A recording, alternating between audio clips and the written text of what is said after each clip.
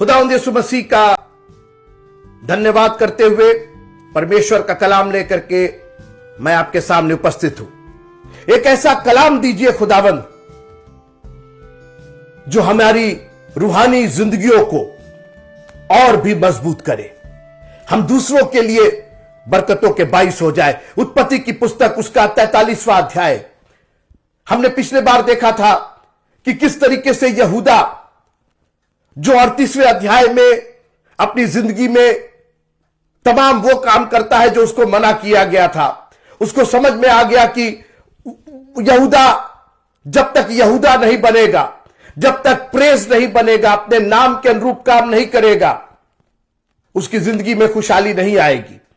सब लोग अकाल में हैं और यह अकाल इसलिए नहीं था सिर्फ कि लोग भूखे मरे, लोग तड़पे, लेकिन यह अकाल परमेश्वर अपनी महिमा के लिए ने भेजा था, क्योंकि लिखा हुआ कि तुम्हारे सर के बाल भी जमीन पर बगैर उसकी मर्जी के नहीं गिरते, और वो अपनी महिमा के लिए कुछ भी कर सकता है। उसने तो अपने इकलौते पुत्र को हमारे लिए भेज दिया, सलीब पर कुर्बान हो गया। मित्रों, अपनी महिमा के लिए याद रखिएगा। कई बार हम लोग वाय करते हैं, क्यों करते हैं, क्यों ऐसा हुआ, क्यों ऐसा हुआ, क्यों हम संकट में पड़े, क्यों हम संकट में आप इसलिए पड़े कि आप पुकारे उसको, संकट में आप इसलिए पड़े कि आप पुकारे और वो आपकी सुने, आपको संकट से छुड़ाए तो आप उसकी महिमा करें। अकाल भयंकर होता गया। इस्राएल, याकूब ने कहा जाकर के भोजन ले आओ। यहूदा ने कहा कि हम नहीं जा सकते जब तक हम बेंजामिन को अपने साथ ना लेकर के जाए। और फाइनली यहूदा ने उसकी गारंटी ली, उसका जामीन हुआ। अब हम आगे देखते हैं। यूसुफ मिस्र में तड़प रहा है। हर दिन वो दरवाजे पर जाकर के अपनी खिड़की से, अपनी नजरों से चारों ओर खोज रहा है, बेंजामिन कब आएगा, बिन्यामीन कब आएगा, परमेश्वर का दाहिना हाथ कब आएगा। बात यह है मित्रों, वो मिस्र में बुलाना चाहता है परमेश्वर के दाहिने हाथ को। उसको मालूम था कि उसके दाहिने हाथ में प्रबलता है, उसके हाथ में, उसके दाहिने हाथ में आशीष है, उसके हाथ में, उसके दाहिने हाथ में वो उद्धार है, वो सैल्वेशन है। उसको मालूम था कि एक दिन परमेश्वर का पुत्र सब कुछ पूरा करने के बाद परमेश्वर पिता के दाहिने हाथ जाकर के बैठेगा। वहीं से वो जिंदों और मुर्दों का इंसाफ करने को आएगा। वो न्याय का हाथ है, वो न्याय की सीट है। यूसुफ दीवाना है, बेंजामिन को लेकर के आओ। देख लिया, तुम लोग को देख लिया, जब तक बेंजामिन नहीं आएगा तुम लोग वापस नहीं आओगे। और आज दुआ कीजिए कि हमारी और आपकी जिंदगी में यहूदा खड़ा हो जाए, प्रेज एंड वर्शिप इतनी मजबूत हो जाए, 24/7 हो जाए कि परमेश्वर का दाहिना हाथ हमारी जिंदगियों के ऐसे ऐसे भाग में लग जाए, जिंदगी का कोई भाग उसके दाहिने हाथ से अछूता ना रहे। उसी में प्रॉस्पेरिटी, समृद्धि है, दाहिने हाथ में। काश की आज यहूदा हमारी प्रेज एंड वर्शिप परमेश्वर के दाहिने हाथ को अपने जीवन में लाने की जामीन हो जाए, गारंटी हो जाए, खड़ी हो जाए प्रेज एंड वर्शिप, और कहे कि हमें बेंजामिन चाहिए, हमें बिन्यामीन चाहिए। याकूब को समझ में आ रहा था कुछ कुछ। देखिए, याकूब अनॉइंटेड था, आशीषित था। परमेश्वर ने उसको दर्शन दिया था, उसको बोला था फलाऊंगा फुलाऊंगा। परमेश्वर से उसका साक्षात्कार हुआ था। दाऊद इस्राएल था, परमेश्वर से लड़के प्रबल हुआ था, परमेश्वर उसका इस्तेमाल कर रहा था। उसने कहा, अब उत्पत्ति की पुस्तक उसका 43वां अध्याय, 43rd chapter of the book of genesis, 43rd chapter of book of genesis, उत्पत्ति का 43वां अध्याय और उसकी 11वीं आयत से मैं पढ़ना चाहता हूं।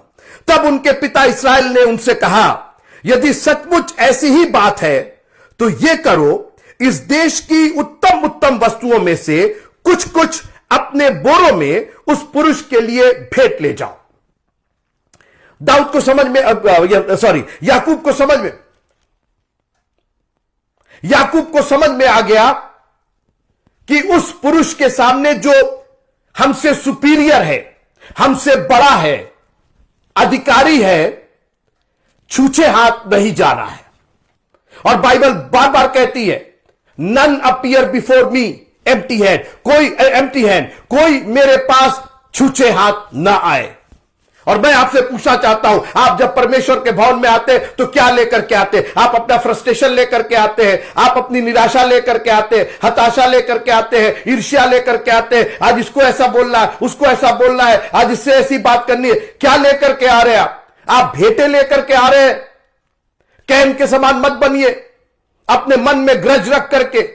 नहीं करेगा आपके बलिदान को, आपके अच्छे से अच्छे बलिदान परमेश्वर के सामने बेकार हो जाएंगे। जब तू अपनी भेंट लेकर के आए, तेरे मन में तेरे भाई के प्रति कुछ हो। भाई के मन में है कि नहीं है, आपके मन में नहीं होना चाहिए। तेरे मन में तेरे भाई के प्रति, अपने भाई के प्रति, अरे तो भाई के मन में है, अब भाई का छोड़ दीजिए, आप अपना देखिए, आप अपना मन जांचिए। और याकूब को समझ में आ गया कि अगर उस अधिकारी के पास जाना है तो इस बार भेंटें लेकर के जाना है। और उसने कहा, 7 चीजें उसने भेजी, थोड़ी देर आप मेरे साथ रहिए, मैं कह करके ये विदा कर लेना चाहता हूं। 7 चीजें उसने भेंट के स्वरूप भेजी, सुनिए। जैसे थोड़ा सा बलसान, थोड़ा सा मधु और सुगंध द्रव्य और गंधरस, पिस्ते और बादाम। अब इसको थोड़ा ठीक करते हैं। ये 6 चीजें हैं और उसके बाद दूना रुपया 12वें पद में 7 चीजें। मधु खाने की चीज, पिस्ता खाने की चीज, बादाम खाने की चीज, और इनके साथ बलसान, सुगंध द्रव्य और गंधरस। ये 3 चीज कहां से आ गई? देखिए,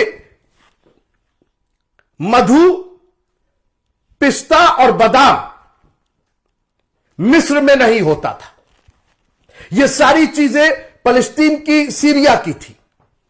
बढ़िया बादाम, बढ़िया पिस्ता, और कहते हैं कि जो मधु था वो सिर्फ मधुमक्खियों का नहीं, ये लोग अंगूर के रस को, उसको किसी तरीके से पका करके और एक शहद निकालते थे जो अपने में अनोखा होता था। फिर से सुनिएगा, मधु, पिस्ता और बादाम, ये तो समझ में आता है ये उस जगह की चीज थी जो मिस्र में जहां यूसुफ था वहां नहीं मिलता था।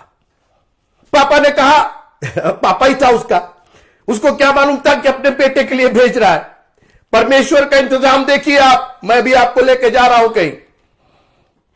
लेकिन ये बलसान औषधि कहते हैं, जिसको बाम हम लोग कहते हैं, बाम लगाते हैं, ऑइंटमेंट जो लगाते हैं। हर जगह कुछ कट जाए तो ऑइंटमेंट लगा लो। ये बलसान, सुगंध द्रव्य और ये गंधरस क्यों भेजा जा रहा है? इसमें क्यों मिलाया जा रहा है? ये उन भेंटों में क्यों है? इसका जवाब बाइबल ने ही दिया है। आइए मेरे साथ, 37वां अध्याय उत्पत्ति का ही हम लोग देख चुके हैं, लेकिन इस बार हम लोग फिर से उस पर विचार कर रहे हैं। 37वां अध्याय उत्पत्ति का, यह 43वें अध्याय में बलसान, गंधरस और सुगंध द्रव्य यह भी भेजा जा रहा है। सुनिए, उत्पत्ति की पुस्तक उसका 37वां अध्याय, 37 chapter of Genesis and verse number 25, 25वां पद। उत्पत्ति 37 और उसका 25वां पद। तब वे रोटी खाने को बैठे। अब सुनिए, एक बार मैं फिर से रिकैप कर दूं। यूसुफ अपने भाइयों के लिए भोजन लेकर के जा रहा है। दूर से देखा, बोला दर्शन देखने वाला आ रहा, सपना देखने वाला आ रहा है, उसको बुलाए, गढ़े में डाल दिया, बात हो गई थी। और अब जो भोजन वो लेके आया था, भोजन करने बैठे। सोचिए आप, भलाई के ऊपर ये बात हो रही है। वो भलाई कर रहा है, आपने उसको गड्ढे में डाल दिया। एनीवेज,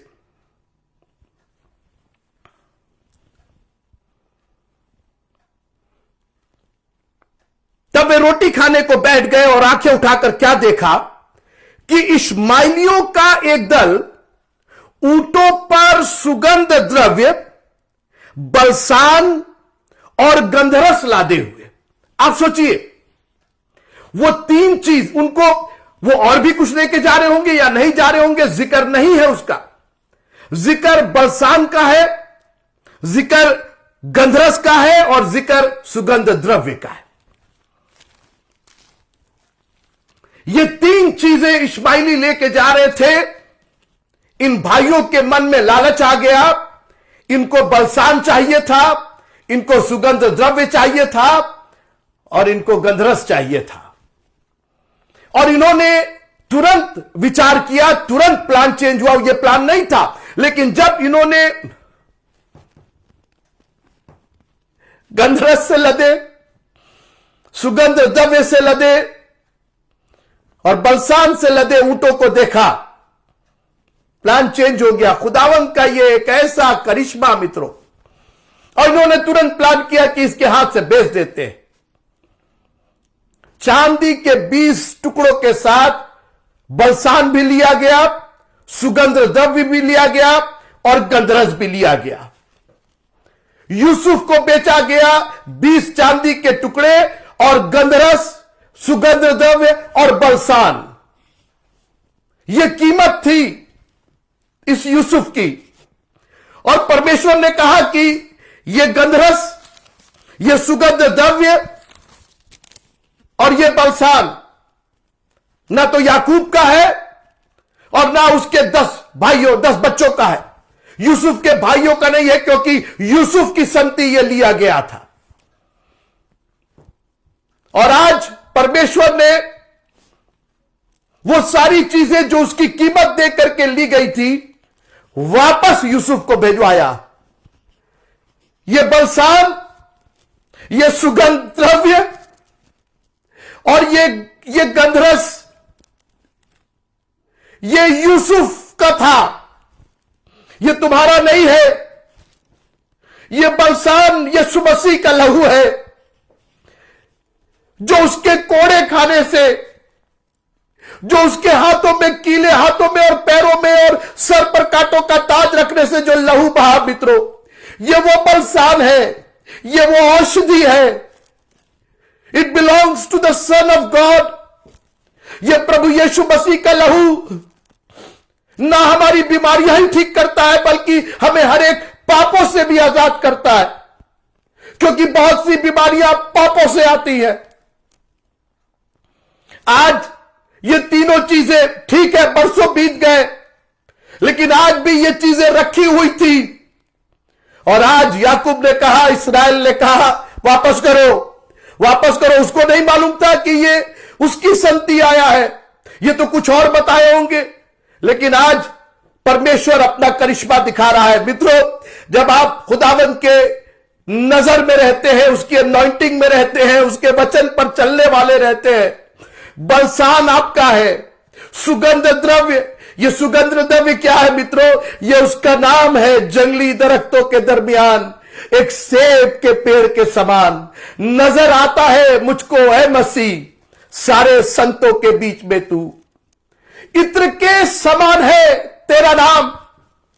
ये सुगंध द्रव्य, ये इन भाइयों का नहीं है, ये यूसुफ का, ये याकूब का और इस्राएल का नहीं है। It belongs to Joseph. और आज ये वापस भेंट के रूप में उसको भेजा जा रहा है। कई बार मित्रों आपको समझ में नहीं आता परमेश्वर की योजना, but God is working for us.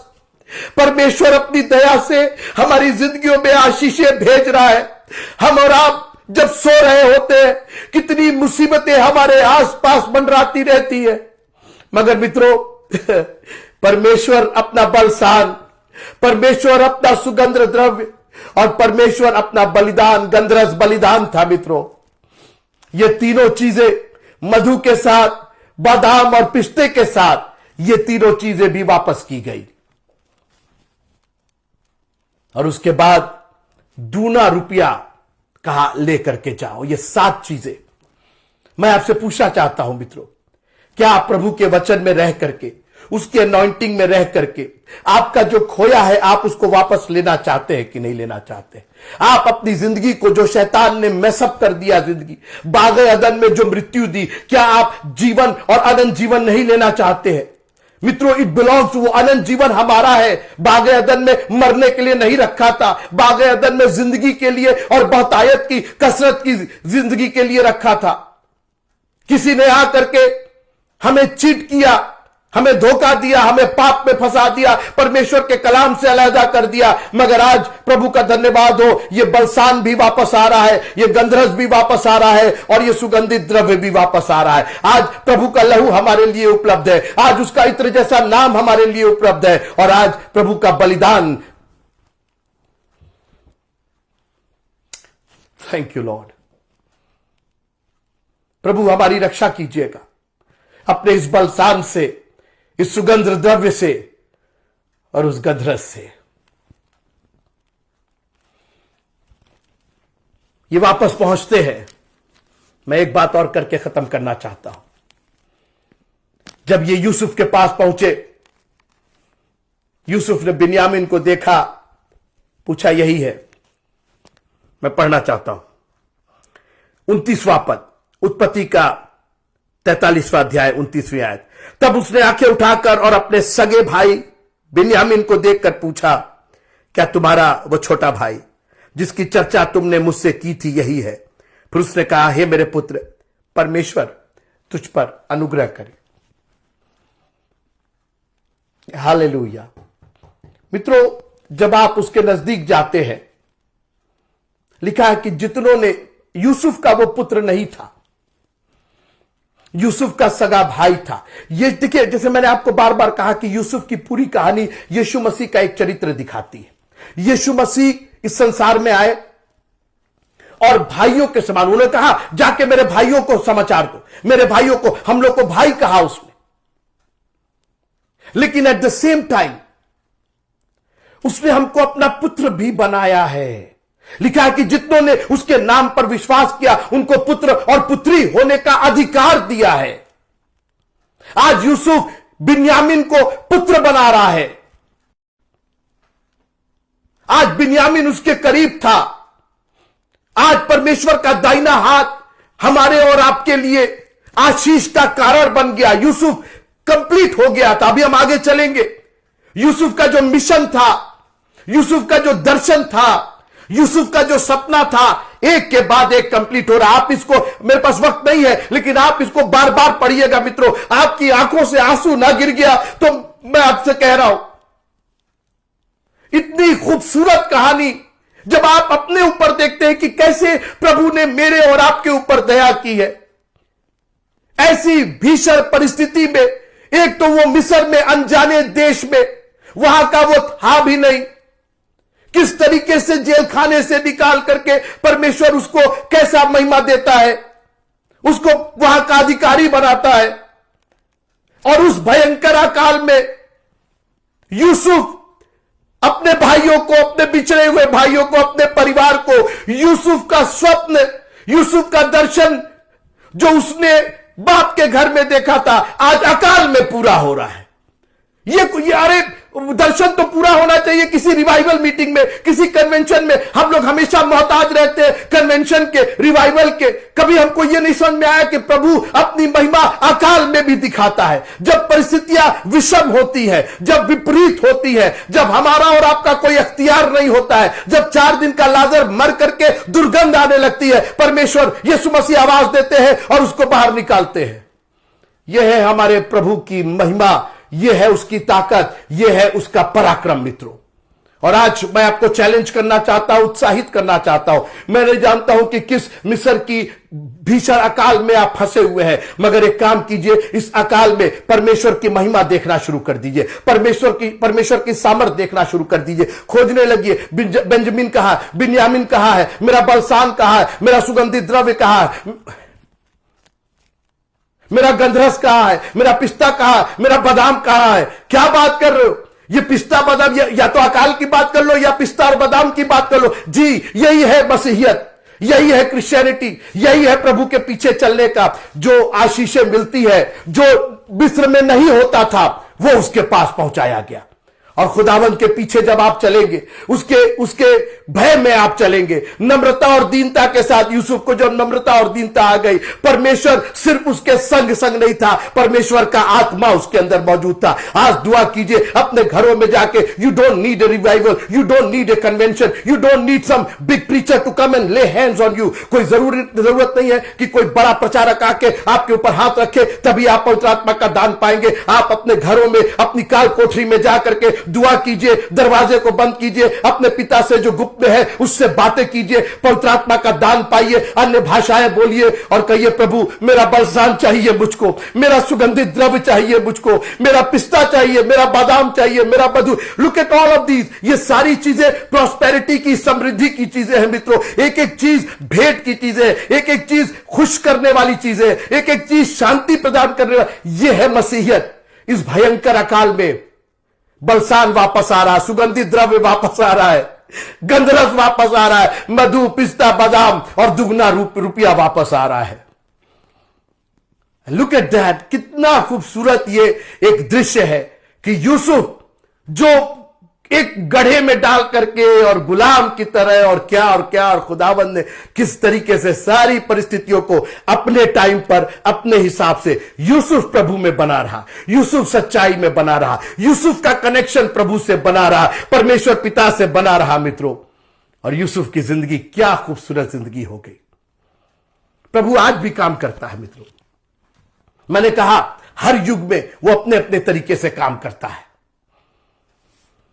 और बिन्यामीन को उस खाने की टेबल पर बैठाया गया। आप पढ़िएगा एक बार फिर से इस पूरे अध्याय को बहुत ध्यान से, बहुत, जब कुछ ना हो, कोई दिल दिमाग इधर उधर ना हो, आप बैठ करके इसको पढ़िएगा। मेरा रिक्वेस्ट है आपसे, ये ब्लेस करेगा मित्रों। वैसे तो आप, यीशु मसीह ने कहा कि लोग सुनते हैं और जड़ ना पकड़ने के कारण सूख जाता है। इस बीज को क्यों बेकार जाने दीजिएगा। यही बीज मित्रों, सेम बीज 130 गुना, 60 गुना और 100 गुना फल कहीं लेके आ रहा है और किसी जगह पर यह सूख जा रहा है, कहीं चिड़िया चुग ले जा रही है, कहीं सूरज निकलने पर वो बेकार हो जा रहा। क्यों ऐसे अपने जीवन को क्यों हम ऐसा बनाए? क्यों ना इसी बीज को लेकर के 30 गुना, 60 गुना और 100 गुना फल लेकर के बनाने वाला बन सके हम लोग। काश की ये हमारे लिए एक ऐसी शिक्षा हो जाए जो सिर्फ आज नहीं लेकिन अनंत जीवन तक हमारे साथ रहे। टेबल पर बैठाया गया, पढ़िएगा आप आखिरी में, और बेंजामिन को भी बैठाया गया उस पर। और यूसुफ भोजन, सोचिए अकाल, भयंकर अकाल,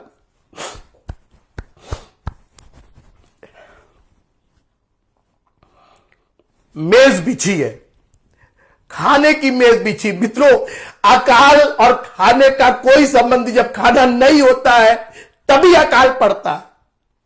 ये क्या रहा है? या तो भयंकर अकाल की चर्चा कर लीजिए या आप मेज की चर्चा कर लीजिए। और कहा, पढ़िएगा, मिस्रियों के सामने, मिस्री लोग घृणा नहीं बैठते थे जो ये फलिस्ती लोग थे, इब्रानी लोग थे, ये जो इस्राएली लोग थे, इनके साथ नहीं बैठते थे।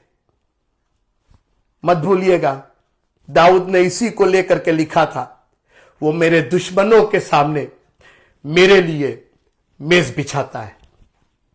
अभी तक यूसुफ अकेला खाता था, मगर आज ये दुश्मन तो नहीं थे भाई, लेकिन दुश्मन जैसा व्यवहार करते थे।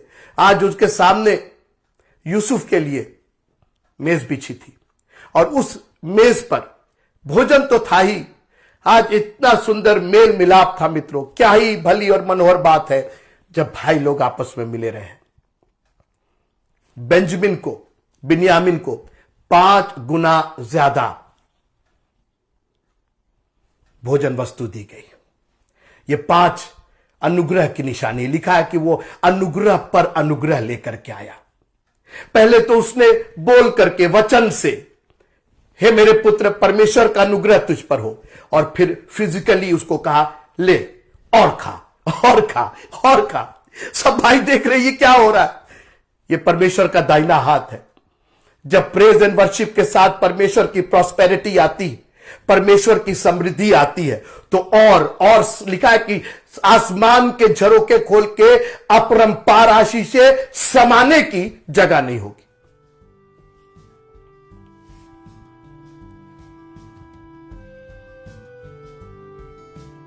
मैं दिल से यही चाहता हूं मित्रों कि इस यूसुफ की कहानी को सिर्फ एक संडे स्कूल की कहानी मत समझिएगा।